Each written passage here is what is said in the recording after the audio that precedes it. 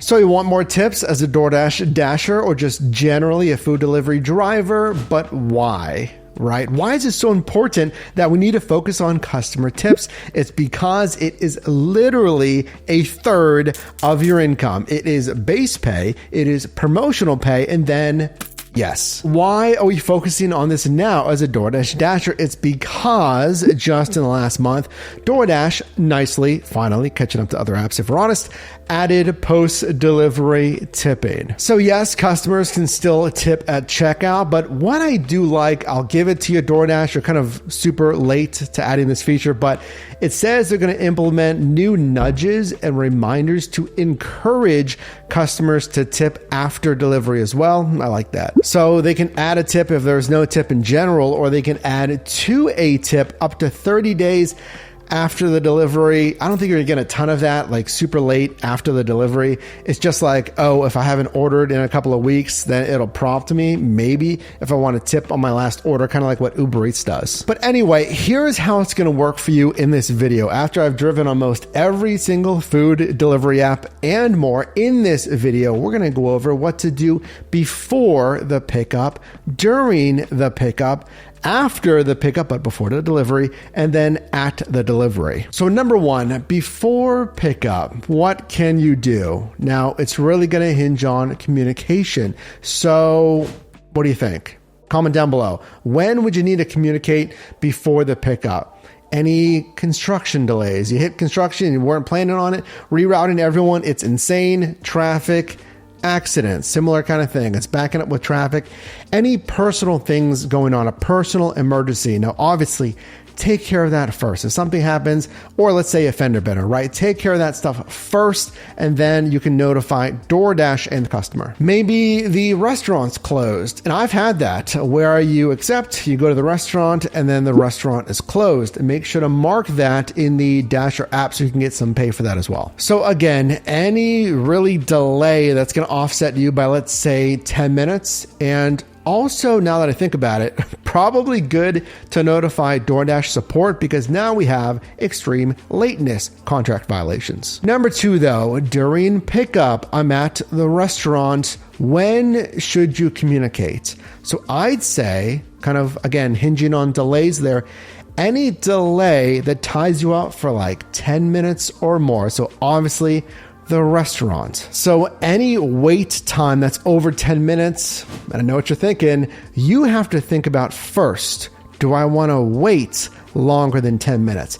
I'll tell you this, if the pay is like $2.50 plus per mile and it's a short mileage route, then a lot of the times I would wait. It's up to you, but then you'd have to eat that time, the mile to drive there anyway, and then wait for another request. Hopefully it's busy enough with the request as well. It's up to you. So what else can you say though? I would say, I'm still waiting. You can say the restaurant just got the order. I know it sucks, but the restaurant just got the order. Just want to give you a heads up. They did tell me that they're going to start it ASAP. And then any item substitutions or item availability issues. Hey, they're out of whatever, black beans, pinto beans, okay, Dr. Pepper out of that. So what else can I get you? But what else though? At the restaurant, what else would you need to communicate with the customer? Maybe those fringe cases like, hey, sorry, another driver accidentally must have picked up your order. I know it happens. I've had it happen before.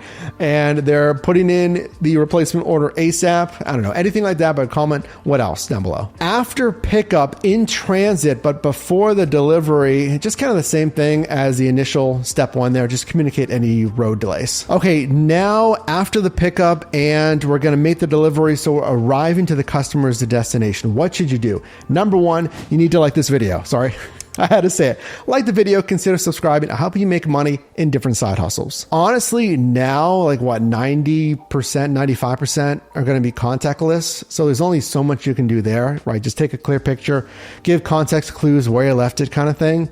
But let's talk about the in-person hand it to me deliveries. You have minimal short rapport with that customer. So imagine this. Hey, hi, you're my customer watching this, right? You want your food. You don't want to make a new best friend. Maybe you do. I don't know, but you don't want to talk to the person forever. So me, hi, as a driver, just say, hey, how's it going? I got your delivery. That's it. That's as simple as it needs to be. If they do seem super friendly or you have an awkward, like far walk and they're just waiting at the front door, you can say, Good day today? How's your day going? Something like that. And I've had a few where for whatever reason you need to buy more time, or they are talking to you for whatever reason. It's about rapport and creating a good experience. So then you can compliment either the restaurant or their choice. Like, hey, Condado Tacos, that place is bomb. The chorizo dip, that's a great choice. Be sincere, please. Don't make stuff up because people can kind of smell that out. Don't do that. Now, if it feels appropriate and it kind of just feels right that this makes sense, then you can compliment something more personal. So what I've done is compliment house decor, cars in the garage, cute pets. That's a fun one. I like cute pets, cute dogs, whatever it is. I would avoid, though, anything like too personal, like personal appearance about the person. Even if it's dress, and certainly just appearance, I'd avoid that. But things like, hey, your house looks super clean. The lawn looks awesome. That car, what is that? A 1970 classic? And again, keep this genuine, okay? If there's something that genuinely appeals to you, you can compliment that. Another thing that I'll sometimes sneak in there, and you can use this at the delivery as well, is if it's a pizza order or a larger order that requires a catering bag and you got one, link down below in our team storefront, you can say, hey, I'm glad I got this pizza bag for you, or hey, I'm glad I got this catering bag for you. This huge bag from Outback Steakhouse would definitely not fit in the normal hot and cold bags. It shows that you're prepared, right? And it's a little like self-pat on the back, like, hey, look at me, huh? Yeah, I'm prepared. And then another good service thing you could say is if it's like a taco place, whatever it is, you can just say, hey, by the way, grabbed a couple extra of those verde sauces. They looked really good. And I know a good fish taco needs some good salsa. So it shows you're actually thinking about their experience, and you grabbed whatever, salsa napkins, maybe, but little extra sauces, sides, whatever it is that you're able to. But remember the key point here of building rapport. Always assume that they don't really want to talk to you a lot. So stick with step number one. Hey, how's it going? Got your delivery kind of thing. If you need to buy more time, again, compliment something basic, restaurant or the choice there.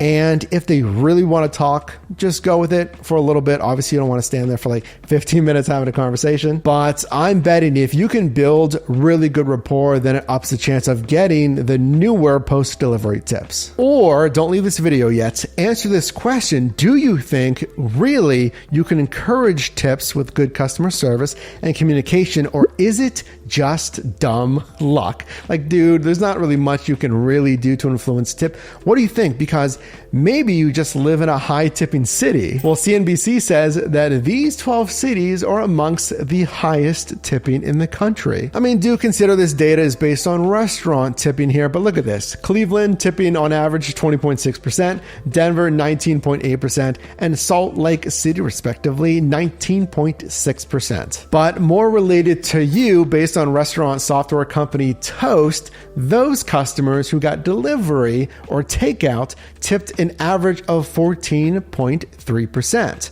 So my average tips by numbers, you're going to average between, I'd say, $3.75, $4, maybe the low $5 on a tipping amount. I'd say $4 for a base tip is usually what I see. And then another important thing I want to tell you is just to consider basket size. So literally how much money basically is in the customer's order. So a McDonald's order at like $12 gross amount there, $15 versus high-end restaurant in your city with a $50, $70, $100 basket size, 10% of A is not going to be as much as 10% of luxury high-end restaurant B. And then there's market variables like, well, we don't have a ton of those luxury spots and they're further away. And do I really want to drive all the way there? There's no guarantee anyway.